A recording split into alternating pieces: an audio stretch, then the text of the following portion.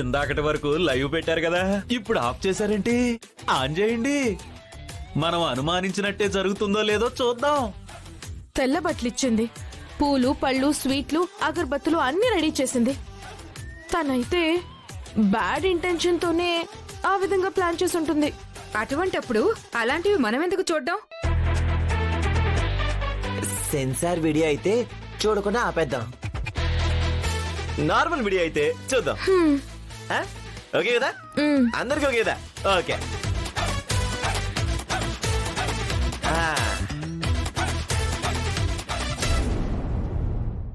ఎన్నో ముత్తులిస్తారు గాని లేది వేడి చెమ్మా.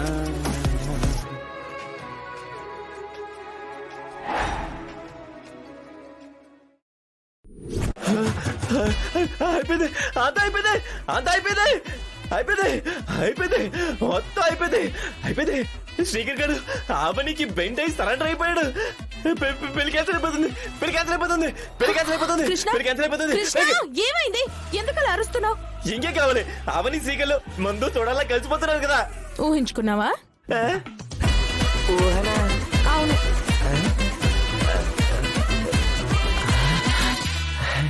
అయితే వాళ్ళిద్దరూ జూటేసుకోవడం అటువంటిది ఏం జరగలేదు కదా?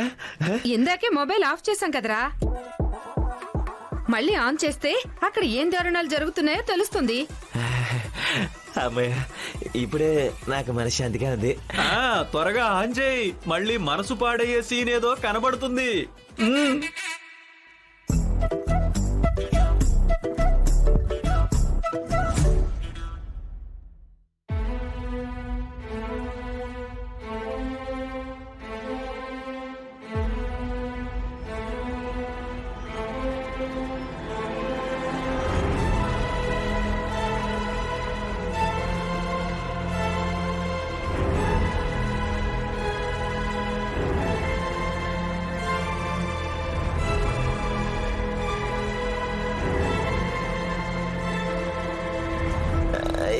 ఇదేంటి, ఇందాకటి వరకు వీడియో కనిపించింది, ఇప్పుడు కనిపించడం లేదేంటి? నువ్వు పెట్టిన కెమెరా అవనికి దొరికిపోయి ఉంటుంది, దూరంగా విసిరి పడేసి ఉంటుంది.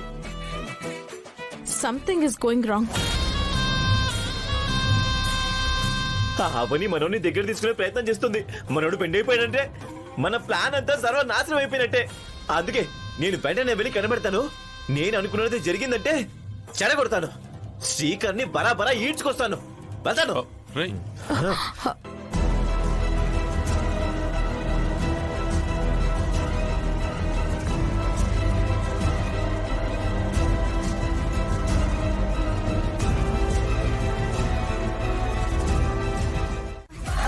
అయ్యో కృష్ణ, అవును, అక్కడ తంతే ఇక్కడికి వచ్చి పడ్డాడు పాపం. ఏమైంది కృష్ణ? ఏమైంది? ఎందుకే కంగారు? ఏంటి చెమటలో? ఏమైందో చెప్పరా? ఇదిగో అవని చాలా పకడ్బందీగా ప్లాన్ చేసుకుని మనం ఎవ్వరం ఇంట్లోకి వెళ్లకుండా గుమ్మ ముందు నాగమ్మని కాపులా పెట్టుకుంది. నిజమా? నిజమ్మ గారు, నాకైతే క్లియర్ గా సినిమా చూపించింది. హాయ్ బాబాయ్, నాకు ఈ రాత్రి నిద్ర పడదు, రగులుతుంది మగలి పద. ఆ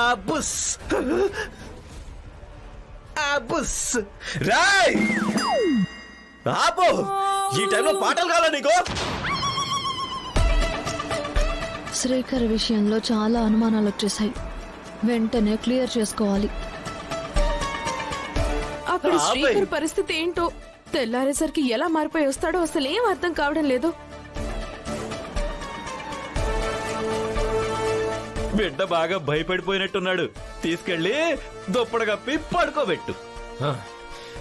ఏదో ఒక రూపంలో ఆ శ్రీకర్ గారిని ఎలాగైనా బయటికి తీసుకొస్తాను. చింత చచ్చినా పులుపు చావలేదంటే ఇదే. నీతో కలిసి జీవితాన్ని పంచుకోవాలని ఆశపడుతున్నాను, దేహాలని పంచుకోవాలని కాదు. నీతో కలిసి పూజలో పక్కన కూర్చోవాలని ఈ ఏర్పాట్లన్నీ చేసుకున్నాను, పడక గదిలో పక్కని పంచుకోవాలని కాదు. నువ్వు ఇదివరకట్లా మారాలన్నది నా తపన. అందుకే నా బాధని, నా భారాన్ని అమ్మవారి మీద వేశాను. కాసేపట్లో అమ్మవారి ముందు ఇవన్నీ ఉంచి పూజని ప్రారంభించాలని అనుకున్నాను. అంతకు మించి నాకు ఇంకే దురుద్దేశము లేదు. నీ మనసులో ఇంకా అటువంటి భావన, నీ మెదడులో అలాంటి దురాలోచన ఉంటే మాత్రం ఇప్పుడే ఈ క్షణమే నా ఇంటి నుంచి బయలుదేరు. అవని గురించి తప్పుగా మాట్లాడేంత గొప్పవాడివైపోయావా నువ్వు? ఏ నీ ప్రేమ కోసం పరితపించిపోతున్నానా? నీ ముందు చులకనైపోయానా? నీ ముందు బానిసలా బ్రతుకుతున్నానా? నా వ్యక్తిత్వం గురించి మాట్లాడుతున్నావు? ఇంకొకసారి ఇటువంటి మాటలు అన్నావంటే మర్యాదగా ఉండదు.